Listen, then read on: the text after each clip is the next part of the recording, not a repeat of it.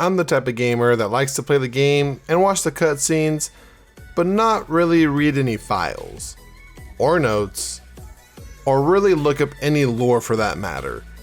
So I had the brilliant idea to talk about the game's story from yours truly, from my point of view, because I pretty much have all the qualifications, am I right? I mean, I got the game, I beat it multiple times, and I have a YouTube channel. So here I am bringing you Resident Evil Explained.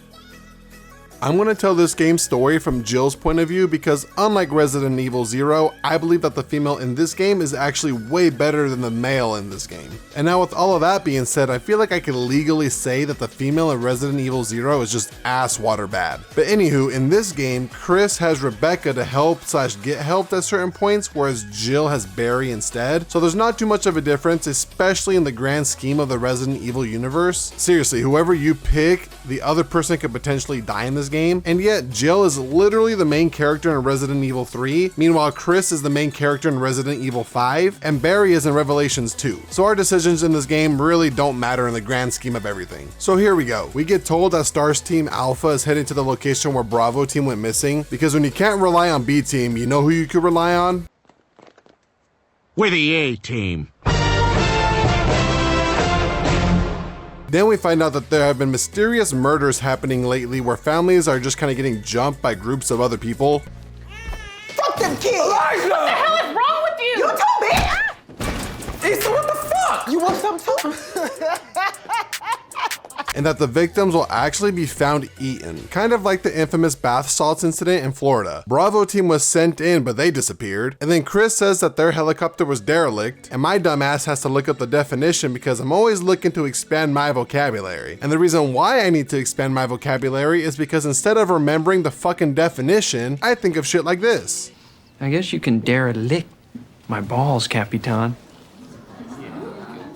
I can derelict my own balls, thank you very much. We cut to Alpha team searching for Bravo team on the ground, and this dude is wearing sunglasses at night in fog. Why are you wearing sunglasses in town hall? 'Cause my future's so bright. Mr. Bandana gets hit with a classic misdirection and ends up turning into dog food, but during the whole attack, I'm hearing gunshots.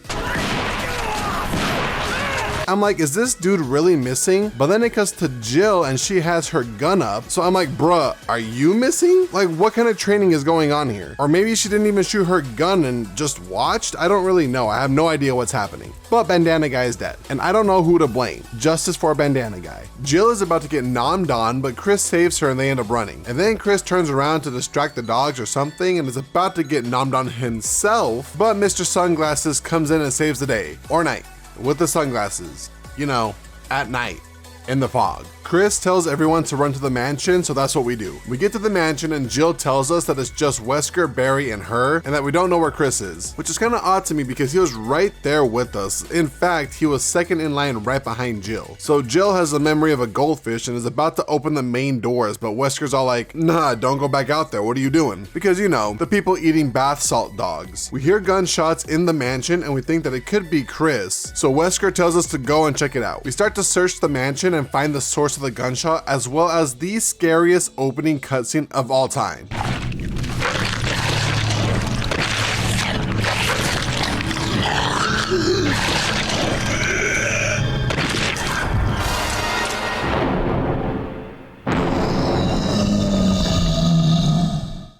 Like, I swear, when I was a kid, I was not even able to play past this part because I was that fucking scared. Jill runs to Barry, and I'm not too sure why since Jill has her own gun, but Barry, being Mr. Man, is all like, oh, I got this, don't worry. And they can't even pull off a headshot from 2 feet away. But for some reason, I thought Jill would be all like, Let me see your hands, you gorilla-loving banana Kool-Aid chicken lover. We go to report this to Wesker and he actually isn't there. So Barry's all like, well, hey, let's go look for him. So I kind of just run up the stairs and run back down, and I guess that's good enough for Barry because he's all like, well, we tried, it looks like everyone's gone. And then he gives us a lockpick and we head our separate ways. Just for me to follow him anyway. If you haven't played Resident Evil, just know that this game is basically one big ass jigsaw puzzle. You need to get items, to get other items, to get more items, and so on. So if I explained every little item that I got, this video would pretty much sound like this. Now we're gonna add some protein. Now what I like to do, just for a little bit of taste, is add some protein. Then I usually add 1/2 a protein. Now, of course, it wouldn't really be a shake without some ice cubes. So we're gonna add some protein, take some ice cubes, dip them in protein, throw them in the mix, then add some protein, and then, and only then, can you add some protein and blend. So I'm gonna skip puzzles unless they're really important. However, what is important is that whenever I pull out my gun and put it down, one of the most important things to me that I noticed is that Jill's boobs bounce. So thankfully the devs focused on what matters the most. Kevin fought real hard to supervise that project. You said you weren't gonna tell anyone. I'm never gonna live this down.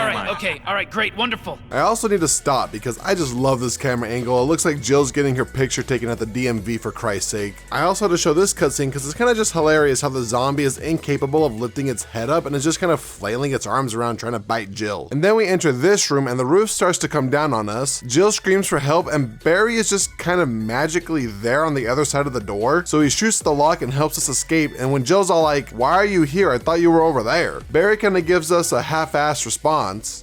Yo, but what if we stop living over here and move over there? Just kidding, for real. He tells us, I just had something I wanted to check. so now I'm kind of suspicious of him now. We run into Barry later, and long story short, he found a document that I didn't read, obviously, and Jill's all like, "Why is this page ripped out?" Barry goes, "I guess someone didn't want us to see it." And that's pretty much that. But for all we know, it could have been Barry that ripped the page out. But we continue on until we run into this guy named Richard. Now Richard's looking pretty fucked up, and he tells us that he needs a serum because a snake went and fucked him up. He says that the snake must have been poisonous, and Jill's all like, "Poisonous? That's the worst kind of snake." So we go, get the serum, return to him, inject him with the serum. He hands us his radio and we kind of just leave him there. We solve a few more puzzles that eventually lead us to this key, and this key opens the door to the room that Richard came out of. So we go into the room and actually come in contact with the snake that Richard mentioned. You know, the poisonous one. Turns out that it's fucking huge and has a hunger for Jill. Richard comes through and is like, "Oh fuck yeah, payback time," just to get eaten not even 5 minutes into the fight. I can breathe!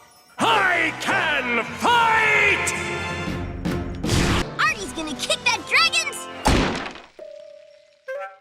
I just kind of danced with the snake for a minute. When your legs don't work like they used to before, and I can't sweep you off of your feet, until this motherfucker bites me and poisons me, to which I get irritated and just shoot him with my rocket launcher. I'm tired of this, Grandpa! That's too damn bad!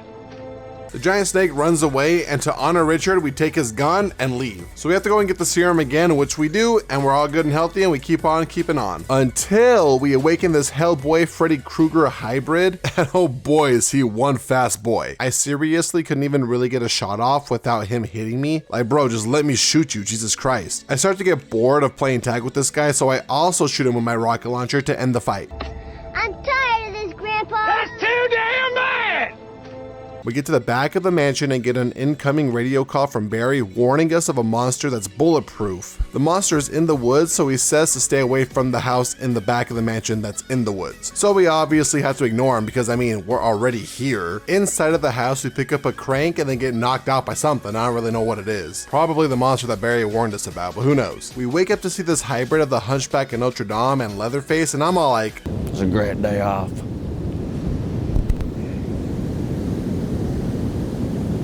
No, dude! Sup, little bitch? So if this is the monster that Barry was warning us about, then let me introduce it to a fucking rocket launcher. The rocket launcher actually puts it down. Nah, just kidding. It actually gets right back up, so we run out of the building screaming like a little girl. I'm still confused as to why the monster just knocked us out and didn't actually kill us. But anyways, we get a call from Brad, who I think is our helicopter pilot. And if you don't know Brad, let me tell you a little bit about Brad here. I believe it's the same Brad as the good old sign-throwing Brad in Resident Evil 3 that eventually gets bit and then killed by Carlos. Our radio is broken and we can't really hear what he has to say, so Richard kinda deserved his death for giving us a shit-ass radio. We use the crank that we found in that house to empty out the sewer-like pool, which grants us access to this little pool resident house that is a lot bigger than my apartment complex. Is kind of sad. And just when you thought that giant snakes and zombies were the least of your problems, well, now you got giant fucking spiders like some 8-legged freaks type shit. We overhear Barry talking to someone about not being part of the deal, and why do we have to destroy STARS members, and what about my family? But when we ask him about it, he blames it on his old age. Like, yeah, okay Barry, you fucking liar. So we try to call Barry out and he responds with, I am not lying to you, Jeremy, you piece of shit. We grab a bunch of keys that eventually leads us to this underground layer of sorts, and just when you thought that giant snakes, giant spiders, and zombies were the least of your problems, now we got fucking sharks. You start to drain the water and Mommy shark do do do do do do. doesn't take too kindly to that, so she starts smashing into the glass window, but we eventually lower the shutters and drain the water. I'm not too sure, but I feel like this is the shark that bit me earlier, so I kill this one. You good for nothing fish! I don't want to be your master!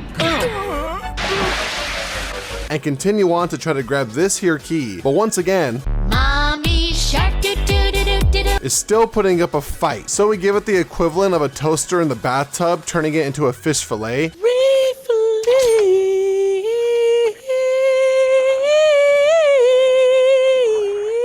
And we grab the key anyway. We use our new key to open up this new area, and just when you thought giant snakes, spiders, sharks, and zombies were the least of your concern, now we have a giant fucking conscience plant that craves the taste of human flesh. So we hit it with the rocket launcher, and guess what we get? That's right, another key. On our way back to the mansion, we run into Wesker still rocking the sunglasses for some fucking reason. We talk about how odd Barry has been acting and agree that we have to get the fuck out of Dodge. We separate once again and get a pointless radio call from Brad that results in absolutely nothing. So we head back to the mansion, and just when you thought giant snakes, giant shark, no, just kidding. But for real, there is a new enemy called the Hunters, and they're like weird looking bipedal buff daddy frog looking things with long ass nails, and the game kind of just plants them all throughout the mansion now. The key that we grabbed after the big plant fight is kind of like the master key for all the rooms in the mansion, at least I think. We unlock one of the doors and enter round 2 of our fight with the giant snake.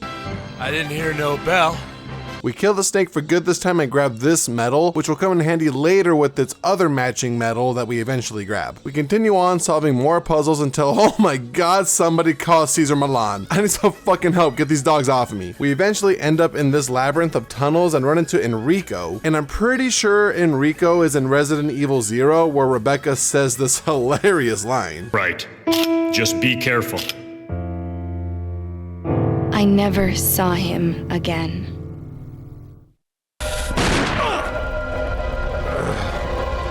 Oh, I guess that's kind of why Rebecca never saw him again. Enrico pretty much told us that Umbrella set us up and that there's a traitor among us. Oh no! We grabbed the red crank from Enrico, not to be confused with the green crank for all my colorblind people out there. And this red crank allows us to kind of earthbend these tunnels. Like, I swear, I guess if you have an abundance of money, this is the type of shit that you do with it. We almost get squished by a rock, and then I run into some Harry Potter giant spider type shit, and I try to play nice and use my handgun until this motherfucker hits me too. So once again, I get sick of it, pull up the rocket launcher, and blow him to fucking pieces.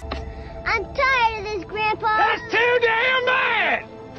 And then I almost get hit by another fucking rock. We combine this thing with this thing, and then put a sequence of numbers into this thing, and then go into this thing where Barry meets up with us. And away we go! We get to the bottom and Barry hears a sound, and Macho Man Barry Savage over here tells us to fucking go investigate, so we oblige. We find out that the sound is coming from the monster again.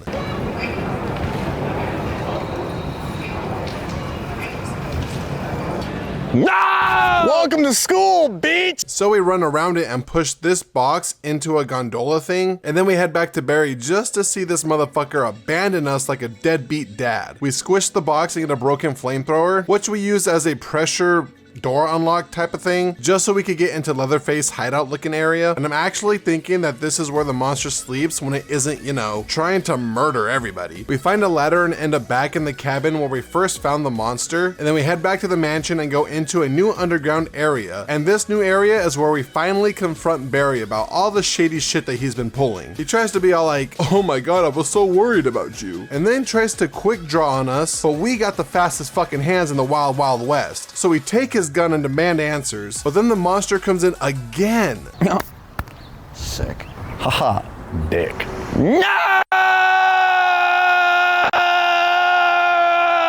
dude! Yo, I hear a bitch, dude. Where you at, dude? We get the option to give Barry his gun back, but I like to keep it from his lying ass. And the monster knocks him off the ledge, killing him. At that moment, I became best friends with the monster. Like on some braiding each other's hair at 2 a.m., gossiping about our booties and boys and murdering people. I don't know what girls talk about. And if you're wondering what happens if we give Barry his gun back, don't worry because I got you on that one. We give Barry his gun back and he actually helps us by shooting our past best friend, distracting it enough for us to push these stones off of the edge. Once we get all of them off the edge, the top of the casket kind of comes off, which I didn't even know was a fucking casket. I thought it was just one big decorative piece. But the monster screams, "Mother!"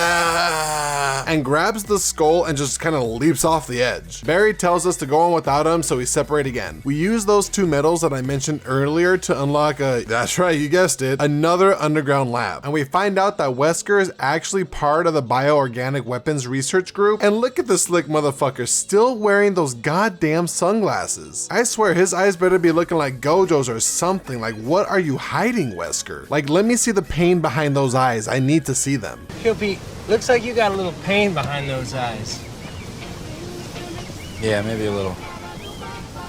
There's really only one cure for that. What's that? Weed. We run into Barry again and enter this elevator, which takes us to a testing lab where Wesker is. Barry pulls out a gun on us again, and it turns out that Wesker is threatening his family if he doesn't listen to Wesker. And like, come on Barry, what's more important? Your family, or you know, boss ass bitch Jill over here. Remember everyone, Fuck them kids! Elijah! What the hell is wrong with you? You told me! but I guess Barry doesn't think so. So Barry leaves for a bit, and it turns out that Wesker wasn't actually under Umbrella's order to do all of this. So I'm guessing that he just wants his research to live on because he sees it as the next stage in human evolution. Barry comes back in and shoots Wesker, but not fatally because Wesker releases the Tyrant. The Tyrant has a real Android 17 and Android 18 moment, you know, kind of where he just like kills his creator, or at least I think it's its creator. I don't really know what Wesker is to this thing. All I know is that Wesker sure as shit flaunted this goddamn thing as if it was God's gift to Earth. So if it's not his, it'd be kind of embarrassing. I have no idea. This is where I'd put a trophy. If I had one! The Tyrant bitch slaps Barry, and we have a little shootout with this buff naked monstrosity. We end up putting him down, and so we go and check on Barry. Then we both notice that Wesker is gone, so he's not actually dead. And then I get a fucking sub on YouTube. Yeah, motherfuckers! Hey, look, Mom, made it! Hey, look,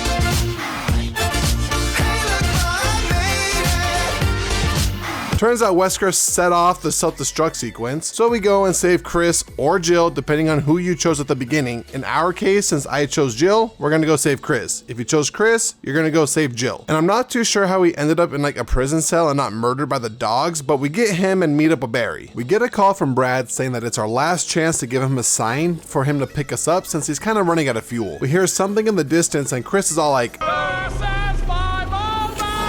so him and Barry go and shoot whatever is in the distance, and we take the elevator up to the top alone. We set off some flares to let Brad know that we're here and that we need some help. Chris and Barry meet up with us for a nice little reunion, but then the Tyrant crashes it by bursting out of the ground and bitch slaps Chris, and then smacks us a good 15 feet or so. I once again start getting real tired of this. I'm tired of this, Grandpa. That's too damn bad! And then a rocket quite literally appears out of fucking nowhere, just falls from the fucking sky like Jesus answered my prayers. So we shoot the Tyrant with it and it doesn't fucking kill it. I'm sorry.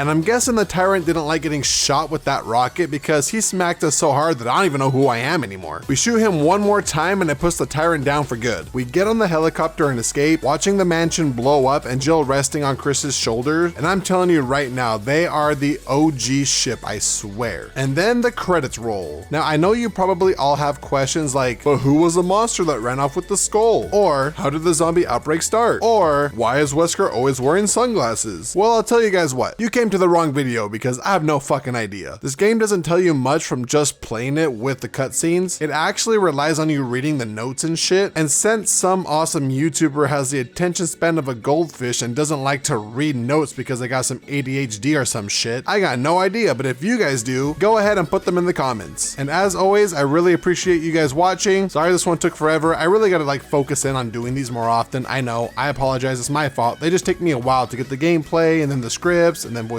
it out and then getting the memes, and it just takes a minute. So I apologize for how long this took. It is 100% my fault. I'll try to be a lot better at this in the future. I want to thank you guys so much for watching, and I'll see you guys next time.